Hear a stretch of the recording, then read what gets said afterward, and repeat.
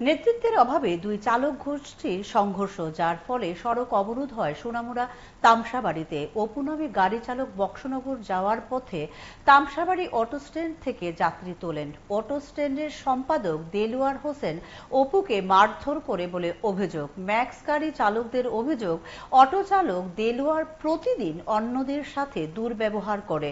পরে ক্ষুব্ধ ম্যাক্স গাড়ির চালকরা তামসাবাড়িতে সড়ক অবরোধ করেন। পুলিশ এসে তাদের সাথে কথা বলার চেষ্টা করেও ব্যর্থ হয়। উভয় চালকদের মধ্যে অভিভাবক না থাকায় এই ধরনের সমস্যা সৃষ্টি হচ্ছে বলে যাত্রীদের অভিমত। আমরা এদিকে সবসময় দাঁড়াই, এবার দাঁড়াই সেটা আমি আর 1 মিনিট সময় টাইম আছে, আমি আগে সেটা একটা প্যাসেঞ্জার আইতেছে, আমি শুধু আপডেট দিয়েছি যাই বলি, এবার ফট করে আই সেটা করতেছে তুই প্যাসেঞ্জারটা ডাক দিলি কে আমি কই প্যাসেঞ্জার ডাক দিছি কে ডাক দিছে এই অটো সেক্রেটারি কি নাম দেলু মিয়া। তুই প্যাসেঞ্জার ডাক দিবেন, আপনি ডাক দিবেন তুই বেশি কথা কথা আমাকে বেশি কথা কি আমার নাম্বারে গেলে প্যাসেঞ্জার ডাক দিতে হবে পারি, আপনি দিক বাদ দাদন না কাটা সেটা ঠাস করে আমার চাবিটা নিছে কালার ধরে আমার নামাই নিছে আর ওই স্ট্যান্ডে তারা সবাই সি কইছে মানে দেখবো মানে কেস করতাম।